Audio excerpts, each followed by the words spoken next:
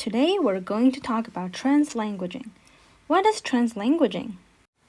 Translanguaging is the process whereby multilingual speakers use their entire linguistic repertoire as an integrated communication system.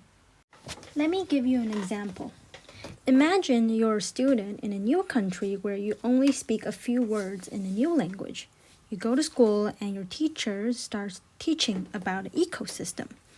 Even though you don't understand the teacher, you know what the topic is because of the labeled picture on the board, so you use what you already know about the ecosystem, information you learn in your home language to make sense of the instruction in a new language.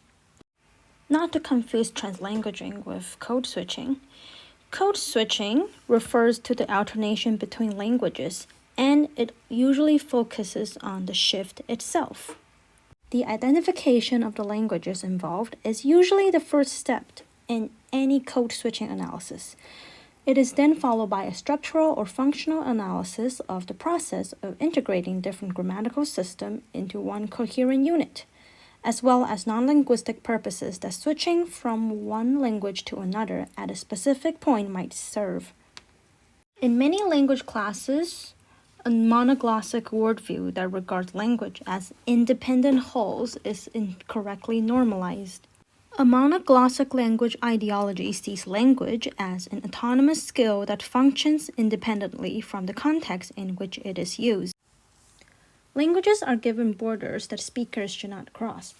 Let's put it this way. Each language is a different food item and they each have a distinctive taste.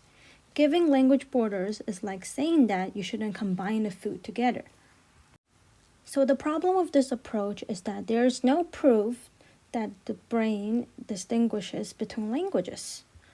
There is no Mandarin part of the brain, nor English part of the brain, or French part of the brain. In fact, all of the languages within a person's linguistic repertoire are always active in the brain to some degree, kind of like making a smoothie.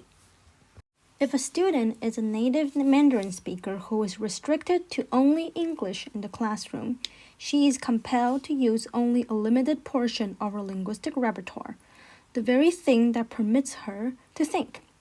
Because she can rely on her first language as a foundation of learning, she's limited her ability to gain conceptual information.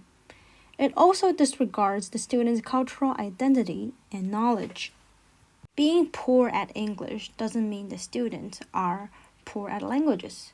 It simply means that they are still unfamiliar with the new language's structure, rules, and nuances. By adopting translanguaging in a language classroom, it offers opportunities for students to develop rich and varied communicative repertoires for use within and outside of the school. As a language teacher, we must make sure that our students know that they are already experts in a language or a dialect.